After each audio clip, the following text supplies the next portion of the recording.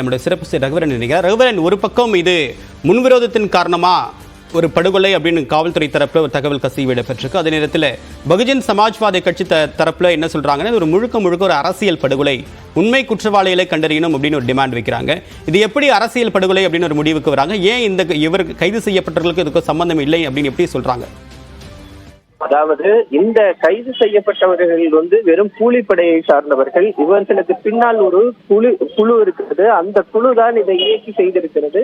அரசியல் படுகொலையாக தான் இது பார்க்க வேண்டும். ஏனென்றால் பகுஜன் சமாஜ்வாடி கட்சி ஒரு தேசிய கட்சி. அந்த கட்சியை சார்ந்த ஒரு மாநில தலைவர் கொலை செய்யப்பட்டிருக்கிறார். அதனால் இது ஒரு அரசியல் படுகொலையாக தான் பார்க்க வேண்டும் என்று இந்த கட்சி நிர்வாகிகளுடைய கோரிக்கையாக இருக்கிறது. குறிப்பாக அது மட்டும் இல்லாமல் இதை காவல்துறை அதிகாரிகள் உடனடியாக கைது செய்திருக்கிறார்கள். இதனால் இது உண்மை தகவல்கள் முழுமையாக மறைக்கப்பட்டிருக்கிறது. அது மட்டும் இல்லாமல் சிபிஐ விசாரணை வைத்தால்தான் இதனுடைய உண்மையான கோரிக்கை என்னவென்று தெரியும் என்றுதான் இந்த போராட்டமானது தொடர்ந்து நடைபெற்றுக் கொண்டிருக்கிறது.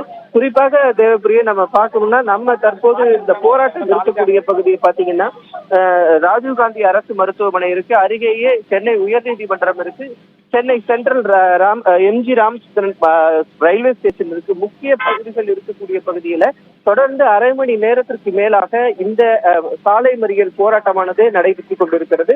காவல்துறையை சேர்ந்த இணை அதிகாரிகள் தலைமையில் இந்த பேச்சுவார்த்தையானது அரை மணி நேரத்துக்கு மேலாக நடந்து வந்தாலும் அந்த பகுஜன் சமாஜ் கட்சியினுடைய மாநில அவசர குழு கூடி இந்த 4 தீர்மானங்களை நிறைவேற்றி இருக்கிறது.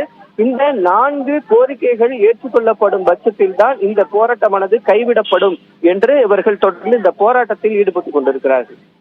ரகுவரன், இப்ப நீங்க குறிப்பிட்டது மாதிரி அங்க சென்ட்ரல் ரயில்வே நிலையத்திற்கு எதிராக தான் இந்த மறியல் போராட்டம் அப்படி நடந்துட்டு இருக்கு.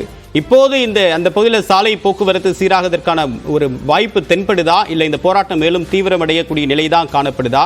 காவல்துறை ஏதாவது அவங்க காம்ப்ரமைஸ் பண்ண வாய்ப்புகள் இருக்கா? இப்பங்க தொடர்ந்து பேச்சுவார்த்தை நடைபெற்று வந்தாலும் உடற்கூறாய்வு தற்போது முடிந்திருக்கிறது. உடற்கூறாய்வு முடிந்த பிறகு உடலை ஒப்படைக்கலாம் என்று இந்த பேச்சுவார்த்தை எடுக்கும் போதுதான் இந்த போராட்டமானது திடீரென்று நடைபெற்றிருக்கிறது. குறிப்பாக பார்த்தீங்கன்னா, அரசு மருத்துவக் கல்லூரி மருத்துவமனை வாசலிலே இந்த போராட்டம் நடைபெறுவதால் கடுமையான போக்குவரத்து நெரிசல் ஏற்பட்டிருப்பதை நம்மால் பார்க்க முடிகிறது. அது மட்டும் இல்லாமல் மருத்துவமனைக்கு செல்லக்கூடிய நோயாளிகள் பாதிக்கப்பட்டிருப்பதையும் நம்மால் பார்க்க முடிகிறது. குறிப்பாக பார்த்தீங்கன்னா, பூந்தமல்லி நெடுஞ்சாலையிலிருந்தும் அண்ணா சாலையிலிருந்தும் வரக்கூடிய வாகனங்கள் இந்த பகுதிக்கு எதுவுமே வர முடியாத சூழல் ஏற்பட்டிருக்கிறது.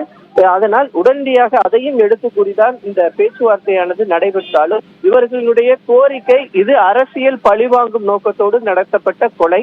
அது மட்டும் இல்லாமல் ஒரு பொது இடத்தில் வைத்து இந்த அஞ்சலி செலுத்துவதற்கான ஏற்பாடுகளை செய்ய வேண்டும்.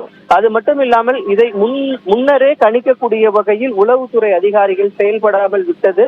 அந்த அதிகாரிகள் மீது கடுமையான நடவடிக்கை எடுக்க வேண்டும் உள்ளிட்ட இந்த 4 கோரிக்கைகளை அவர்கள் தொடர்ந்து வைத்திருக்கிறார்கள். அது மட்டும் இல்லாமல் வெறும் காவல்துறை அதிகாரிகளை மட்டும் வைத்து இந்த பேச்சுவார்த்தை நடத்துவதற்கு நாங்கள் தயாராக இல்லை. உயர் அதிகாரிகள் தலைமையில் ஒரு அதிகாரிகள் குழு எங்களிடம் பேச்சுவார்த்தை நடத்த வேண்டும் என்றும் அவர்கள் கோரிக்கை வைத்திருப்பதையும் நம்மால் பார்க்க முடிகிறது. வெறும் காவல்துறை அதிகாரிகள் வைத்து தற்போது சமரசம் பேசி அனுப்புவதற்கு நாங்கள் ஒத்துழைக்கவில்லை என்றும் தொடர்ந்து அவர்கள் இந்த பேச்சுவார்த்தையில் ஈடுபட்டு வருவதை நாம் பார்க்க முடிகிறது. தேவப்பிரியன், உடலை வைத்து பொது இடங்களில் அஞ்சலி செலுத்துவதற்கு அனுமதி அப்படின்றது அவங்க கேட்கக்கூடிய ஒரு மிக முக்கியமான ஒரு கோரிக்கையா இருக்கு. அதுல காவல்துறைக்கு என்ன பிரச்சனை இருக்கு? ஏன் அவங்க கேட்கக்கூடிய இடத்துல அனுமதி கொடுக்க மறுக்கிறாங்க?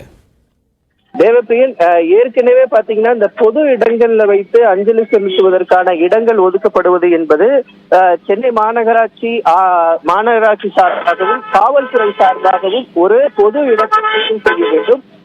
அந்த இடத்தில் தான் இந்த மரியாதை செலுத்த முடியும். குறிப்பாக பாத்தீங்கன்னா, மறைந்த நடிகர் விஜயகாந்த் அவர்களுக்கு கூட சிவசுடலில் தான் இடம் ஒதுக்கப்பட்டது இந்த கூட்ட நெரிசலை சமாளிப்பதற்காக. அதே போன்று ஒரு சில இடங்கள் தான் இருக்கிறது. அந்த இடத்தில் தான் காவல்துறை அனுமதி கொடுக்கும். ஆனால் இவர்கள் கேட்கக்கூடிய இடம் எதுவென்று பார்த்தோம்னா, அடையார் செல்லும் சாலையில் இருக்கக்கூடிய அம்பேத்கர் மணிமண்டபத்தில் வேண்டும். அங்கிருந்து நாங்கள் உடலை வைக்க வேண்டும். அங்கிருந்து பேரணியாக பெரம்பூர் வரை கிட்டத்தட்ட பாத்தீங்கன்னா அதுவே நியர்லி ஒரு 20-25 கிலோமீட்டர் கிட்ட இருக்கும். அந்த அம்பேத்கர் மணிமண்டபத்திலிருந்து ஆம்ஸ்ட்ராங் அவர்களுடைய இல்லம் இருக்கக்கூடிய பகுதி வரைக்கும் பாத்தீங்கன்னா சென்னை மாநகர் முழுவதுமாகவே கவர் செய்யக்கூடிய பகுதியாக இருப்பதனால அங்கிருந்து அவங்க பேரணியா செல்லணும் அப்படின்றாங்க. அதனால அது சாத்தியமே கிடையாது அப்படின்னு சொல்லிட்டு காவல்துறை சார்பாக தெரிவிக்கப்பட்டிருக்கிறது.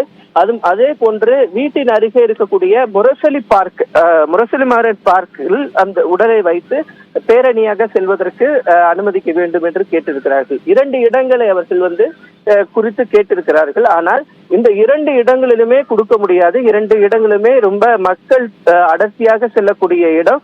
அது மட்டும் இல்லாமல் இந்த பேரணியாக செல்வதற்கு அனுமதிக்க முடியாது. ஏனென்றால் அசம்பாவித சம்பவங்கள் நடைபெறுவதற்கான வாய்ப்புகள் இருக்கிறது. அதனால் வீட்டின் அருகே இருக்கக்கூடிய பகுதிகளில் உடலை வைத்து அடக்கம் செய்வதற்கான ஏற்பாடுகளை செய்து கொள்ளலாம் என்று காவல்துறை சொல்கிறார்கள். ஆனால் இவர்கள் நாங்கள் பேரணியாக செல்ல வேண்டும் என்று கேட்பதனால் காவல்துறைக்கும் பேச்சுவார்த்தை குழுக்கும் தொடர்ந்து இந்த பேச்சுவார்த்தையானது நடைபெற்று வருகிறது.